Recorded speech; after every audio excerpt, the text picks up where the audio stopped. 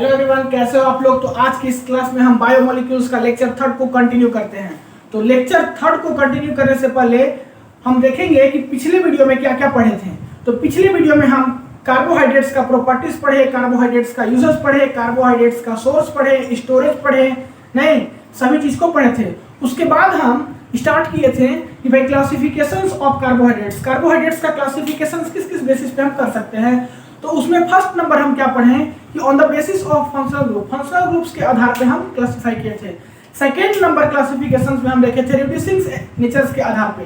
Third number जो classifications देखे थे वो देखे थे स्वीटनेस के आधार पे, मीठापन के आधार पे, on the basis of sweetness. और फोर्थ नंबर हम कंटिन्यू करने के लिए बोले थे इस वीडियो लेक्चर में, और यही वीडियो लेक्चर में हम फोर्थ नंबर से कंटिन्यू करते हैं।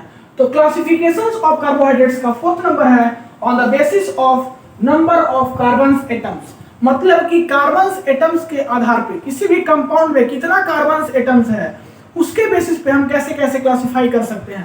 तो on the basis of carbons atoms के आधार पे, तो कार्बन्स एटम्स के आधार पे अगर हमको किसी भी चीज को क्लासिफाई करना होगा तो सबसे पहले हमको ये मालूम करना होगा कि अगर ग्रुप होगा, कार्बन्स का ग्रुप होगा, 2 कार्बन, 3 कार्बन, 4 कार्बन, 5 कार्बन, तो इस ग्रुप को कहेंगे क्या यहाँ पर। तो आपको ऐसे ही मालूम होगा कि 2 को 3 को 4 को, ये सब चीज को आपको मालूम होगा कि टेट्रा, टर्ट, पेंट, हेक्स, हेप, ऐसे आप बोलते जाते हो, ये चीज आपको पहले से ही मालूम होगा। लेकिन यहाँ पर in the case of carbohydrates, in the case of classifications of carbohydrates, यहाँ पर 3 कार्बन्स के चैन को हम बोलते हैं triose, triose, TRIOS, triose. 4 carbon के चैन को टेट्रोस बोलते हैं, 5 कार्बन के चैन को पेंटोस बोलते हैं, 6 कार्बन के चैन को हेक्सोस बोलते हैं। और ये जो ट्रायोस है, ट्रायोस में ये जो ट्राई है इसका मतलब होता है कि 3, ट्राई का मतलब क्या होता है 3, और ये जो ओस है OSE इसका मतलब होता है शुगर। क्या होता है इसका मतलब शुगर। इसी प्रकार से टेट्रोस में भी वही, पेंटोस में भी वही, हेक्सोस में भी वही।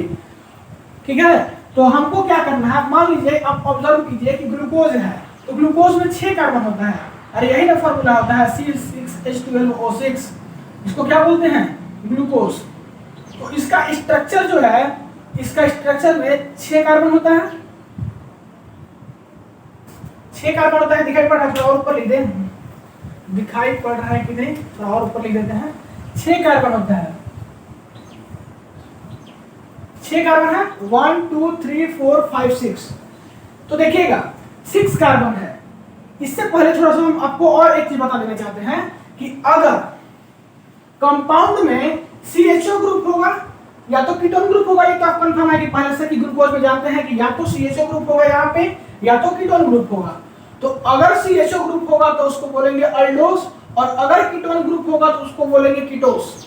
ठीक है, तो कोई भी ग्रुप हो उससे हमको मतलब नहीं है, लेकिन ये जो फंक्शनल ग्रुप वाला भी कार्बन होता है इसको भी हम काउंट करते हैं। ठीक है, on the basis of number of carbon atoms में फंक्शनल ग्रुप्स के कार्बन्स को भी काउंट करते हैं। ठीक है ना, ऐसा नहीं कि फंक्शनल ग्रुप्स के कार्बन एटम्स को हम काउंट ना करें। तो यहाँ पर या तो CHO होगा या तो फिर या तो अल्डिहाइड होगा या तो कीटोन होगा। तो अल्डिहाइड होगा तो अल्डोस बोलेंगे, कीटोन होगा तो कीटोस बोलेंगे। क्लियर, तो 6 कार्बन है। ठीक है, इस 5 कार्बन को ही केवल हम ना काउंट करके इस कार्बन को भी काउंट करेंगे। मान लीजिए कि यहाँ पर अल्डिहाइड ग्रुप है, CHO है, तो CHO है तो इसको हम कैसे लिखेंगे 1 2 3 4 5 6 कार्बन लिख लिए। तो उसी को लिखने का तरीका हम नीचे बताए हैं, देखिए कैसे लिखेंगे। So if a carbohydrate has 4 carbon and CHO then it is aldopentose. क्या लिखेंगे एल्डोपेंटोस। अगर कार्बन में अगर कार्बोहाइड्रेट्स में कितना कार्बन होगा 4 कार्बन होगा और एक CHO होगा तो 4 कार्बन 1 2 3 4 4 कार्बन हो गया और एक CHO ग्रुप हो गया। तो 4 कार्बन और CHO ग्रुप एल्डिहाइड है तो हम इसको क्या लिखेंगे एल्डोपेंटोस। मतलब कि ये कार्बन को भी हम काउंट करके इसको भी काउंट कर लेंगे। जो यहाँ पर फंक्शनल ग्रुप वाला कार्बन होगा इसको भी काउंट करेंगे, तो इसको लिखेंगे एल्डोपेंटोस। ठीक है, इसी प्रकार से इसका एक और एग्जांपल देते हैं। If a carbohydrate has 5 carbon, मान लीजिए कि कार्बोहाइड्रेट्स में 5 कार्बन है, इसको छोड़ के देखिएगा 1 2 3 4 5 एंड कीटोन CO ग्रुप यहाँ पर OH न रह करके यहाँ पर क्या है, अरे यहाँ पर चाहे तो अल्डिहाइड लिख सकते हो आप, या तो कीटोन लिख सकते हो। तो कीटोन ही क्या होता है, CO ग्रुप, और ये जो होता है वो होता है CHO ग्रुप। अरे ये क्या होता है, CHO ग्रुप। तो अगर अल्डिहाइड होगा या तो कीटोन होगा। तो यहाँ पर जो बात करता है, यहाँ पर किस चीज की बात करता है, कीटोन का। अगर इसमें कीटो ग्रुप है और 5 कार्बन है तो इसको कैसे लिखेंगे, कीटोहेक्सोस। मतलब कि कीटो लगा देंगे, यहाँ पर जैसा है कीटोस तो कीटो लगा देंगे, और कितना कार्बन है तो 1 2 3 4 5 6। एनसीईआरटी बुक में जो है आपका वो 6 कार्बन लिखा हुआ है, यहाँ पर लिखा हुआ है कि कीटोहेक्सोस लिखेंगे, लेकिन वहां पर ये चीज डिफाइन नहीं किया गया है। ये जो हेक्सोस लिख रहे हैं इसमें फंक्शनल ग्रुप्स का भी कार्बन्स क्या होगा, इंगेज्ड होगा। मतलब कि इसका जब हम क्या करेंगे, इसको जब हम कीटोहेक्सोस बोलेंगे तो इसमें फंक्शनल ग्रुप्स का भी कार्बन्स इसमें ऐड होगा। ये चीज एनसीईआरटी में क्लैरिफाई नहीं किया गया है, जो कि हम आपको क्लैरिफाई करके दे रहे हैं। तो ये यहाँ पर जो फंक्शनल ग्रुप्स का कार्बन है वो भी इंगेज्ड होगा। अब देखिएगा, अगर इसको हम लिख देंगे कीटोहेक्सोस, नहीं कीटोहेक्सोस लिखेंगे तो हेक्सोस का मतलब हो गया 6 कार्बन, और कीटो का मतलब हो गया कि यहाँ पर कीटोन ग्रुप है। कोई दिक्कत है तो बोलिए, कोई दिक्कत है तो बोलिए। इसी प्रकार से अगर यहाँ पर अल्डिहाइड होता तो क्या लिखते, अल्डोहेक्सोस, 6 कार्बन और अल्डिहाइड। तो 6 कार्बन और अल्डिहाइड तो क्या लिख देते, अल्डोहेक्सोस, नहीं अल्डोहेक्सोस लिखते हैं। तो अल्डो मतलब कि ये जो है क्या है, अल्डिहाइड है, और हेक्स का मतलब हो गया आपका कि 6 कार्बन है, 6 कार्बन है, और ओस का मतलब हो गया आपका कि ये शुगर है। क्लियर, ओस का मतलब हो गया शुगर। तो ये हो गया आपका on the basis of number of carbon atoms. आगे कंटिन्यू करते हैं क्लासिफिकेशंस को। तो classifications number 5, on the basis of number of products of hydrolysis, on the basis of number of products of hydrolysis। तो हाइड्रोलाइसिस करने के बाद जो प्रोडक्ट आएगा उसके बेसिस पे, नहीं हाइड्रोलाइसिस किसी भी कंपाउंड्स को करेंगे उसके बाद जो प्रोडक्ट्स आएगा उसके बेसिस पे जो है हम कार्बोहाइड्रेट्स का क्लासिफिकेशन कर रहे हैं। तो इधर का थोड़ा सा मिटा दे रहे हैं, ठीक है। इधर का पहले सबसे पहले इधर थोड़ा सा आप इसको पॉज करके नोट कर लीजिए, या तो स्क्रीनशॉट ले लीजिए, इसको नोट कर लीजिए फटाक से, या स्क्रीनशॉट ले लीजिए।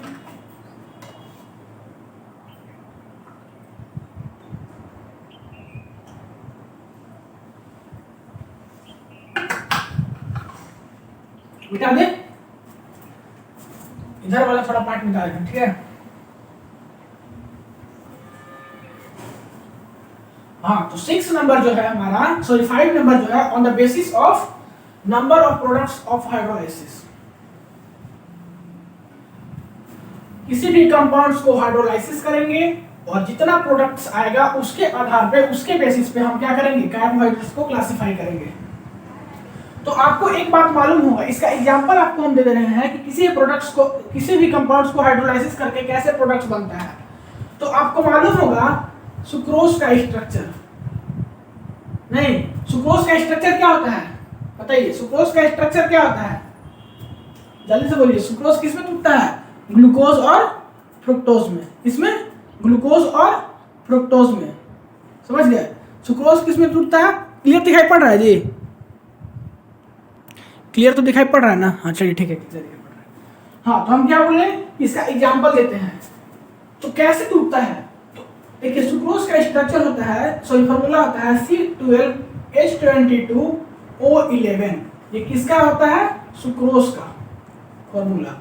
और इसको जो है हम H2O के प्रेजेंस में, जब H2O के साथ H+ आयन के प्रेजेंस में हाइड्रोलाइसिस करते हैं तो ये बनता है C6H12O6, और फिर बनता है C6H12O6। मतलब कि 2 प्रोडक्ट बनता है, एक बनता है आपका ग्लूकोज और एक बनता है आपका फ्रुक्टोज, एक ग्लूकोज और एक फ्रुक्टोज। तो यहां से कितना प्रोडक्ट बना, यहां से 2 प्रोडक्ट बना। तो हम यही देखेंगे कि कितना प्रोडक्ट बनता है। उसके आधार पे हम कैसे क्लासिफाई करेंगे किसी भी कंपाउंड्स को हाइड्रोलाइसिस कैसे करेंगे। मान लीजिए कि कोई कंपाउंड है और उसको हाइड्रोलाइसिस किसी कर दिए तो कुछ प्रोडक्ट बनेगा, और जो प्रोडक्ट बनेगा उसके आधार पे कैसे हम क्लासिफाई करेंगे उसको हमको देखना है। तो देखिए कैसे क्लासिफाई करेंगे। दो प्रोडक्ट बन गया, ये चीज आपको हम हाइड्रोलाइसिस का एग्जांपल समझा दिए। अब on the basis of products of hydrolysis ये तीन पार्ट में बढ़ता है। एक होता है मोनोसेकेराइड्स, एक होता है ओलिगोसेकेराइड्स और एक होता है पॉलीसेकेराइड्स। मोनोसेकेराइड्स इसका मतलब क्या है कि अगर हम किसी भी कंपाउंड्स को हाइड्रोलाइसिस करेंगे, अगर हम किसी भी कंपाउंड्स को फर्दर हाइड्रोलाइसिस करेंगे तो वो हाइड्रोलाइसिस नहीं होगा। जैसे कि देखिए यहां पर सुक्रोज था, इसको हम हाइड्रोलाइसिस कर दिए तो ये ग्लूकोज और फ्रुक्टोज में टूट गया। लेकिन अगर हम ग्लूकोज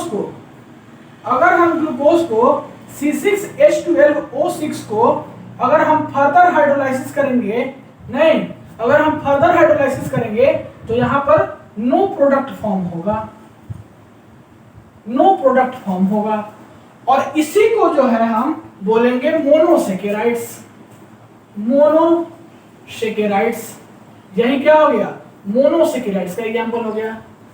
तो मोनोसेकेराइड्स किसको बोलेंगे, डू नॉट अंडरगोज हाइड्रोलाइसिस, जिसमें कि हाइड्रोलाइसिस ना हो, मतलब कि फर्दर हाइड्रोलाइसिस करके वो कंपाउंड जिसको कि फर्दर हाइड्रोलाइसिस करके हम नया प्रोडक्ट नहीं बना सकते हैं उसको क्या बोलेंगे, समझ गया, उसको बोलेंगे हम मोनोसेकेराइड्स। सेकेंड होता है ओलिगोसेकेराइड्स। ओलिगोसेकेराइड्स में देखिए है क्या कि किसी भी कंपाउंड्स को आप हाइड्रोलाइसिस कीजिए और हाइड्रोलाइसिस करने के बाद जो नया प्रोडक्ट बनेगा वो 2 से 10 यूनिट्स के बीच में होगा। मतलब कि जो नया प्रोडक्ट बनेगा वो 2 से लेकर के 10, उसका प्रोडक्ट जो बनेगा वो 10 के बीच में होगा, उसको क्या बोलेंगे, उसको बोलेंगे ओलिगोसेकेराइड्स। तो ये जो एग्जांपल है सुक्रोज वाला, इसमें कितना प्रोडक्ट बना है, 2 प्रोडक्ट बना है। तो 2 से 10 के बीच में जितना भी प्रोडक्ट बनेगा उसको क्या बोलेंगे, वो किसके अंदर आएगा, ओलिगोसेकेराइड्स के अंदर आएगा। तो ये जो है वो बेस्ट एग्जांपल है ओलिगोसेकेराइड्स का। थर्ड नंबर देखते हैं पॉलीसेकेराइड्स। पॉलीसेकेराइड्स किसको बोलेंगे, वैसा कंपाउंड जिसको कि हाइड्रोलाइसिस करेंगे तो जो प्रोडक्ट बनेगा वो कितना प्रोडक्ट बनेगा, 10 से ज्यादा प्रोडक्ट बनेगा। कितना प्रोडक्ट बनेगा, 10 या 10 से ज्यादा प्रोडक्ट बनेगा। तो जो 10 से ज्यादा प्रोडक्ट बनेगा वैसे कंपाउंड्स को हम बोलेंगे पॉलीसेकेराइड्स। फिर से सुनिए, पॉलीसेकेराइड्स किसको बोलेंगे, वैसा कंपाउंड जिसको कि हम हाइड्रोलाइसिस करेंगे तो हाइड्रोलाइसिस करने के बाद 10 से ज्यादा प्रोडक्ट का फॉर्मेशन होगा, वैसे कंपाउंड्स को क्या बोलेंगे, पॉलीसेकेराइड्स। मोनोसेकेराइड्स का बेस्ट एग्जांपल हो गया ग्लूकोज, फ्रुक्टोज, राइबोज। ओलिगोसेकेराइड्स का बेस्ट एग्जांपल हो गया सुक्रोज एंड माल्टोज। और आपका जो हो गया इसका पॉलीसेकेराइड्स का, इसका बेस्ट एग्जांपल हो गया स्टार्च, सेलुलोज और ग्लाइकोजन। जो स्टार्च होता है इसको जब आप हाइड्रोलाइसिस कीजिएगा तो ढेर सारा प्रोडक्ट बनता है, मतलब कि मोर देन 10 प्रोडक्ट बनता है। तो ऐसे को क्या बोलेंगे, पॉलीसेकेराइड्स। तो इसको आप नोट डाउन कर लीजिए, आगे हम देखते हैं। फटाक से नोट डाउन कीजिए, स्क्रीनशॉट लीजिए। तो नेक्स्ट देखिए preparations of glucose. Preparations of glucose, इससे पहले जो है आप थोड़ा सा एक बात को आप थोड़ा सा देख लीजिए, ध्यान से समझ लीजिए। मोनोसेकेराइड्स में जो है वो हमारे सिलेबस में एक अल्डोहेक्सोस और एक कीटोहेक्सोस, इसका कुछ एग्जांपल्स जो है वो हमारे सिलेबस में मस्ट है पढ़ना। अल्डोहेक्सोस का एग्जांपल है ग्लूकोज, मेनोस और लैक्टोस, और कीटोहेक्सोस का एग्जांपल्स है फ्रक्टोस। क्या चीज, फ्रक्टोस। तो ये जो है हमारे सिलेबस में वो क्या है, पढ़ना है। इसके बाद भी जो फर्दर इंपॉर्टेंस जो हमारा स्ट्रक्चर या जो एग्जांपल्स होगा तो उसको भी हम देखेंगे। तो खैर ये एक बस छोटा सा आपको हम दे रहे थे कि क्या क्या चीज पढ़ना है। आगे देखते हैं क्या चीज, preparations of glucose. Preparations of glucose देखिए सबसे फर्स्ट कैसे इसको हम प्रिपरेशंस कर सकते हैं। हम पहले केवल ग्लूकोज का स्ट्रक्चर देखे, ग्लूकोज का केवल स्ट्रक्चर देखे थे, और उसका हम क्या देख रहे हैं, प्रिपरेशंस देख रहे हैं। तो कैसे प्रिपरेशन कर सकते हैं? Hydrolysis of cane sugar. Cane sugar को आप हाइड्रोलाइसिस कर दोगे तो आपको क्या मिलेगा? ग्लूकोज मिलेगा। कैसे? देखिए रिएक्शंस को समझिए। C12H22O11 है, C12H22O11 ये क्या है? केन शुगर है, ठीक है। H2O के साथ इसको एसिड कैटलिस्ट के प्रेजेंट में अगर हम रिएक्शन कराएंगे तो देगा C6H12O6 और एक और C6H12O6 देगा, मतलब कि 2C6H12O6 देगा। One is glucose and another is fructose. तो ये क्या हो गया? ये क्या हो गया? ग्लूकोज, और ये क्या हो गया? फ्रक्टोज। अब जो है आपके मन में ये सवाल आएगा कि ये जो ग्लूकोज देगा और ये जो फ्रक्टोज देगा दोनों का रेशियो क्या होगा? तो ये जो दोनों कंपाउंड्स होंगे ये क्या होंगे? इक्वल अमाउंट में होंगे, मतलब कि 50-50% होंगे। Both are equal amount. इससे जो टूटेगा ग्लूकोज और फ्रुक्टोज वो दोनों किसमें होगा? इक्वल अमाउंट में। मतलब कि आप फिर से समझिए कि C12H22O11 अर्थात केन शुगर को जब आप हाइड्रोलाइसिस कीजिएगा तो आपको ग्लूकोज और फ्रुक्टोज मिलेगा। नहीं तो हमको क्या चाहिए था? ग्लूकोज, और जो कि ग्लूकोज यहाँ पर हमको मिल गया on the hydrolysis of cane sugar. और boils in presence of alcohol or enzymes invertose can cause these reactions। या तो फिर अल्कोहल के भी प्रेजेंस में आप इस रिएक्शंस को करा सकते हो या एंजाइम्स इन्वर्टोस के भी प्रेजेंस में। और ये जो एसिड कैटलिस्ट जो होगा H+ वो किसका? एंजाइम्स इन्वर्टोस का काम करेगा और ये रिएक्शन करा देगा। और रिएक्शन कराने के बाद आपको ग्लूकोज का फॉर्मेशन दिख रहा है कैसे प्राप्त हो गया। अब इसका देखिए सोर्स, कुछ सोर्स है। मोनोसैकेराइड्स का क्या-क्या सोर्स होता है वो आप देख लिए। Glucose, fructose and galactose. Oligosaccharides का सुक्रोज, लैक्टोज, माल्टोज। और पॉलीसैकेराइड्स का स्टार्च, सेलुलोज और ग्लाइकोजेंस। ये चीज हम वही फर्दर क्लासिफिकेशन जब करेंगे तब पर भी देखे थे। लेकिन हमको लिखने के पीछे इसका पॉइंट ऑफ व्यू ये है कि पॉलीसैकेराइड्स को आप देखिए। हम कुछ पहले मतलब कि हमको लगता है कि सेकंड वीडियो लेक्चर में भी ये चीज पढ़े थे कि पॉलीसैकेराइड्स का एग्जांपल स्टार्च, सेलुलोज और ग्लाइकोजेन। मतलब कि डी ग्लूकोज से बनता है क्या? स्टार्च, सेलुलोज और ग्लाइकोजेन। ग्लूकोज से क्या क्या बनता था? ये 3 कंपाउंड बनता था। और हम जो बताए थे आपको ये भी बताए थे कि ये होता है इंटरकन्वर्टिबल। क्या होता है? इंटरकन्वर्टिबल। मतलब कि ग्लूकोज से बनता था आपका स्टार्च, नहीं सेलुलोज और ग्लाइकोजेन। ये 3 बनता था ना। और हम बोल रहे हैं कि ये इंटरकन्वर्टिबल होता है। इंटरकन्वर्टिबल का मतलब कि वापस से इसको जो है हम किस में चेंज कर सकते हैं? ग्लूकोज में। वापस से इसको हम चेंज कर सकते हैं ग्लूकोज में। और ये हम स्टार्च को भी आपको भी हम तुरंत बताएं, ये स्टार्च जो होता है इसको जब आप हाइड्रोलाइसिस कीजिएगा तो मोर देन 10 प्रोडक्ट देता है। मतलब कि बहुत सारा प्रोडक्ट इसका फॉर्मेशन, बहुत सारा प्रोडक्ट इसका फॉर्म होता है हाइड्रोलाइसिस करने के बाद। तो 3 चीज आप ऑब्जर्व कीजिए। सबसे पहला चीज ऑब्जर्व क्या करना है कि ग्लूकोज से स्टार्च, सेलुलोज और ग्लाइकोजेन हम बना पाएंगे। कंफर्म?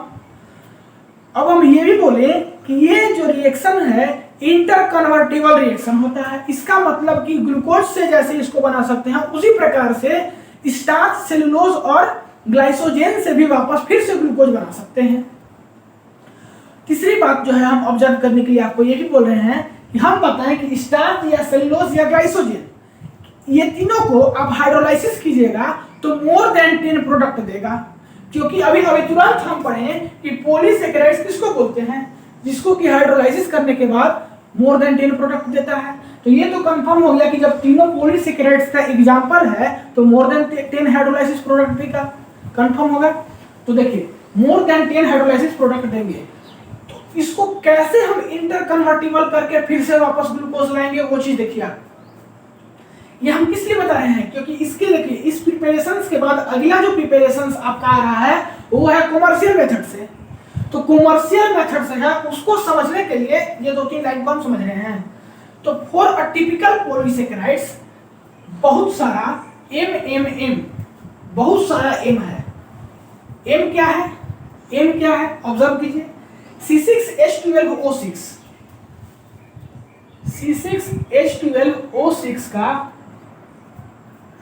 n कंपाउंड्स है, मतलब कि C6H12O6 का बहुत सारा कंपाउंड्स है, बहुत सारा कंपाउंड्स है। बहुत सारा कंपाउंड्स क्यों है ऑब्जर्व कीजिए। स्टार्च, तो स्टार्च को जब आप हाइड्रोलाइसिस कीजिएगा तो बहुत सारा कंपाउंड बनता है, मोर देन 10। तो मोर देन 10 बनता है मतलब कि बहुत सारा बनता है। तो उसी के लिए हम क्या कर रहे हैं, यहाँ पे पॉलीसेकेराइड्स में क्या बनेगा, बहुत सारा कंपाउंड्स का एक ग्रुप होगा। तो C6H12O6 का बहुत ज्यादा ग्रुप होगा इसमें, तो N ग्रुप होगा। इसको जब आप हाइड्रोलाइसिस करोगे N-1H2O के प्रेजेंस में, तो ये क्या बन जाएगा, N into M। और ये जो M है वो क्या है, C6H12O6। तो यहाँ देखिए ग्लूकोज दिख रहा है बनते हुए, ग्लूकोज दिखा। और ये कितना ग्लूकोज बना, N टाइम्स ग्लूकोज बना, N टाइम ग्लूकोज बना। हम इसको केवल ऑब्जर्व करने के लिए बोल रहे हैं कि भाई अगर ये C6H12O6 का अगर ये ग्रुप है या N ग्रुप है, तो इसको N-1H2O के प्रेजेंस में हाइड्रोलाइसिस करेंगे तो N into ये बनेगा। तब हम जाके ऑब्जर्व करने के लिए बस बोल रहे हैं। इसको आप बहुत देखिए, बहुत इजी रिएक्शन है, लेकिन आपको थोड़ा दिक्कत हो रहा है, समझिएगा। देखिए वहां पर हम जब जाएंगे तब आपको अच्छा समझाएंगे। हम कुछ नहीं बोले, देखिए हम बोले कि C6H12O6 का N ग्रुप है, इसको जब आप हाइड्रोलाइसिस करोगे तो N into M ग्रुप मिल जाएगा, N into M मिल जाएगा, ग्रुप नहीं M मिल जाएगा। और M मान लीजिए कि ग्लूकोज है, नहीं M क्या है, ग्लूकोज है, तो फिर ग्लूकोज मिल जाएगा। For a polysaccharides containing N units, N-1H2O molecules are required for hydrolysis. Polysaccharides containing N units के लिए किसको यूज करना होगा, N-1H2O molecules को यूज करना होगा हाइड्रोलाइसिस के लिए। अगर ये समझ में नहीं आया होगा तो इसको देखिए, इससे समझ में आ जाएगा, क्लियर स्पष्ट हो जाएगा। कॉमर्शियल मेथड, सेकेंड क्या है, कॉमर्शियल मेथड्स। स्टार्च है और सेलुलोज है, तो स्टार्च है और सेलुलोज है, इसका N ग्रुप है, नहीं इसका N ग्रुप है, और हमको क्या बनाना है, ग्लूकोज बनाना है, C6H12O6 बनाना है। तो स्टार्च से या सेलुलोज से या तो ग्लाइकोजन से, किसी भी चीज से हम कैसे बनाएंगे फिर से वापस ग्लूकोज को, मतलब कि इंटर कन्वर्टिबल कैसे होता है, इसको कैसे प्रूफ करेंगे। तो स्टार्च और सेलुलोज है, इसको N-1H2O के साथ रिएक्ट कराएंगे in the presence of H+, नहीं in the presence of H+। और H+ क्या है, यहाँ पर एसिड कैटलिस्ट है, in the presence of H+। तो क्या देगा, N into C6H12O6, मतलब कि N टाइम्स ग्लूकोज देगा, मतलब कि N into C6H12O6। और यहाँ पर हमारा क्या हो गया, ग्लूकोज का फॉर्मेशन हो गया। इसी को हम बस यहाँ पर समझाना चाह रहे थे कि N into इतना टाइम्स ग्लूकोज बनेगा वापस से, क्योंकि ये जो रिएक्शन होता है वो इंटर कन्वर्टिबल रिएक्शन होता है, कंफर्म। अच्छा, अब जो है यहाँ पर हम एसिड जो है कौन कौन सा यूज कर सकते हैं, तो यहाँ पर हम डाइल्यूट HCl भी यूज कर सकते हैं, डाइल्यूट H2SO4 भी यूज कर सकते हैं, and in the presence of 393 kelvin and 2 से 3 ATM प्रेशर। मतलब कि आपको 393 केल्विन एनर्जी चाहिए और 2 से 3 ATM प्रेशर चाहिए, मतलब कि 2 to 3 ATM pressure required must है एकदम। तो इसको क्या कीजिए, समझ में आ गया, इसको आप फटाक से पॉज करके नोट कीजिए, या स्क्रीनशॉट लेना चाहते हैं तो स्क्रीनशॉट लीजिए। आगे देखते हैं हम।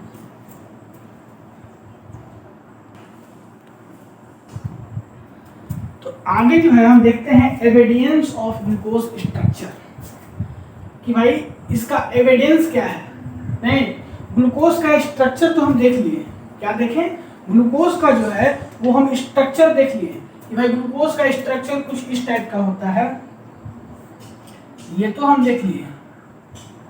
यहाँ पर होता है CHO, OH, H, OH, OH, CH2OH, इधर H, H, OH और H, यही होता है ग्लूकोज का स्ट्रक्चर। नीचे तक दिखाई पड़ रहा है ना जी? हाँ ठीक से दिखाई पड़ रहा है। तो यही होता है ग्लूकोज का स्ट्रक्चर कि भाई देखिए ये स्ट्रक्चर होता है ग्लूकोज का। तो हम जो है ग्लूकोज का स्ट्रक्चर तो पहले से जानते थे या अभी तुरंत हम पहले एक दो वीडियो में देखते आए हैं कि ग्लूकोज का ये स्ट्रक्चर है, लेकिन हमको भाई एविडेंस चाहिए कि भाई ग्लूकोज का जो स्ट्रक्चर है यहाँ पर CHO ग्रुप क्यों लगता है, यहाँ पर CHO ग्रुप क्यों लगता है, इसमें 6 कार्बन क्यों होता है, नहीं 12 हाइड्रोजन क्यों होता है, 6 ऑक्सीजन क्यों होता है, नहीं इस सब बात को हमको समझना है। किस चीज को समझना है? इसका फॉर्मूला होता है C6H12O6। तो 6 कार्बन क्यों होता है, 12 हाइड्रोजन क्यों होता है, 6 ऑक्सीजन क्यों होता है, यहाँ पर अल्डिहाइड या कीटोन क्यों लगता है, ये सब चीज को हमको इसको पकड़ना है, क्यों ऐसा काम होता है। तो आइए हम देखते हैं सबसे पहला evidence sorry first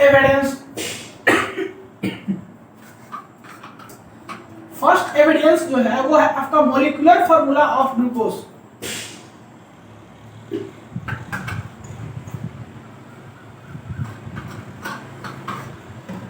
molecular formula of glucose कि मॉलिक्यूलर फार्मूला ग्लूकोज का क्या होता है।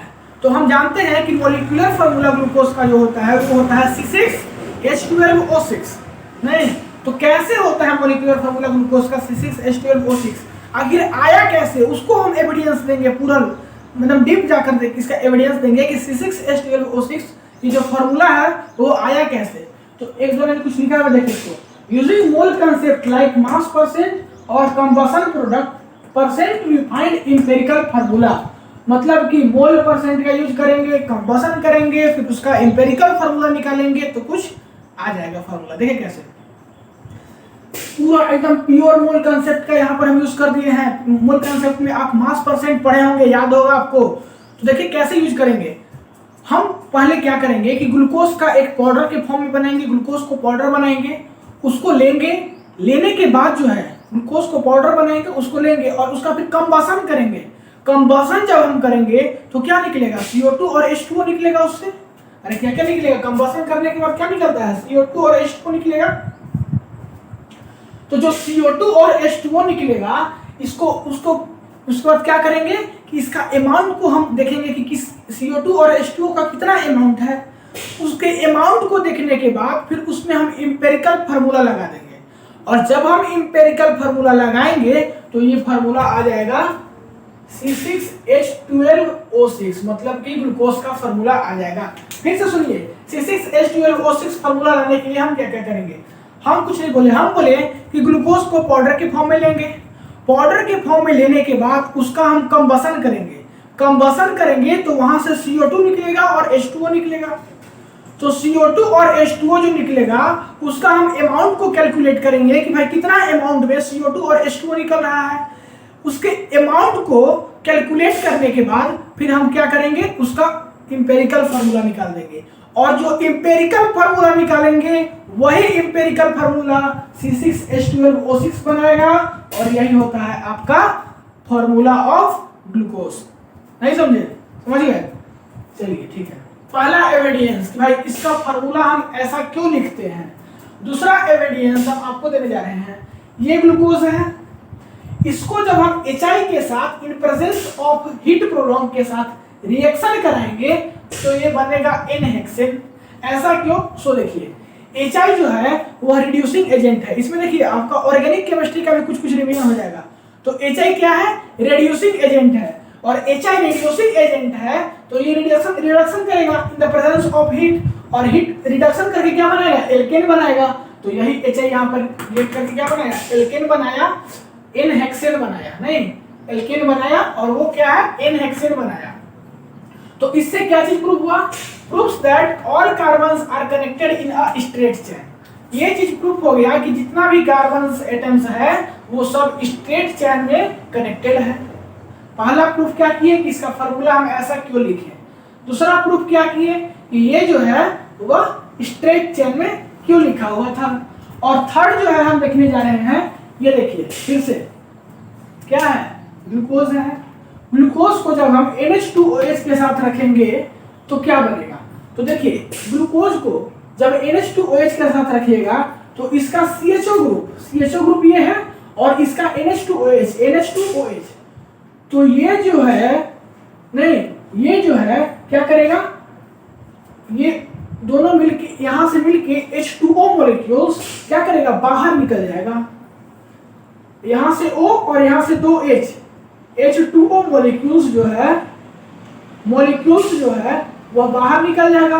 और जब H2O मॉलिक्यूल्स बाहर निकलेगा तो यहाँ पर क्या बचेगा, CH डबल बॉन्ड NOH बचेगा। और वही जो है तो यहाँ पर देखिए प्रोडक्ट बना करके CH डबल बॉन्ड NOH, बाकी सब वही, इसको कि जिस स्ट्रक्चर को हम ऑक्साइन भी बोलते हैं।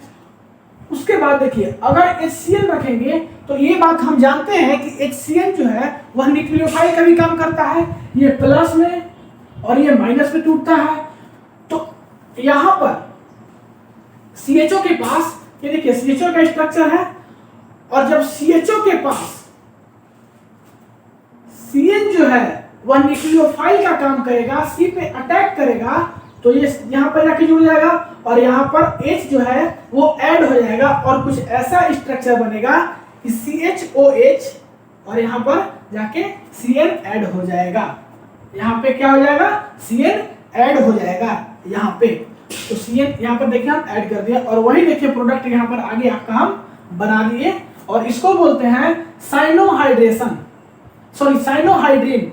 साइनोहाइड्रीन किस लिए, क्योंकि यहाँ पर CN है, और हाइड्रीन इसलिए क्योंकि यहाँ पर OH का बहुत सारा ग्रुप है, इसीलिए इसको हम बोलते हैं साइनोहाइड्रीन। तो इससे क्या पता चला कि इसमें ये जो स्ट्रक्चर होता है ग्लूकोज का, इसमें कार्बोनाइल ग्रुप प्रेजेंट होता है। अब जो है 4th नंबर इसका एविडेंस देखिए, ये देखिए ग्लूकोज है, फिर से इसको Br2 और H2O के प्रेजेंस में जब आप रिएक्शन कराइएगा तो Br2 और H2O क्या है, माइल्ड ऑक्सीडाइजिंग एजेंट होता है। ये क्या होता है, माइल्ड ऑक्सीडाइजिंग एजेंट होता है। और इसका काम क्या होता है, ये कार्बोनाइल ग्रुप को जो है कार्बोक्सिलिक एसिड में कन्वर्ट करता है। ये देखिए लिखा हुआ है Br2 और H2O is mild oxidising agent which convert carbonyl groups into carboxylic acid. नहीं तो किसमें कन्वर्ट करता है, कार्बोनाइल ग्रुप को कार्बोक्सिलिक एसिड में, मतलब कि अल्डोस को अल्डोनिक एसिड में। तो कुछ नहीं होगा, यहाँ जो CHO है इसको बस जो है CHO को मतलब कि कार्बोनाइल ग्रुप को कार्बोक्सिलिक एसिड में चेंज कर दिया। ग्लूकोज था ग्लूकोनोइक एसिड में चेंज करेगा, और जब ग्लूकोज को ग्लूकोनोइक एसिड में चेंज करेगा तो आपके पास क्या कंक्लूजन मिला, कंक्लूजन ये मिला कि यहाँ पर एल्डिहाइड ग्रुप का क्या है, प्रेजेंस है। मतलब कि एल्डिहाइड यहाँ पर प्रेजेंट है। एल्डिहाइड और कीटोन की जिसकी बात कर रहे थे, तो मतलब कि यहाँ पर कंफर्म हो गया कि एल्डिहाइड यहाँ पर प्रेजेंट है। ठीक है, तो इसको यहाँ पर पॉज कीजिए और नोट कीजिए। और इस वीडियो में बस यहीं पे हम खत्म करते हैं लेक्चर को। नेक्स्ट वीडियो में इसके बाद आगे कंटिन्यू करेंगे। तो पढ़ाई करते रहें। All the very best.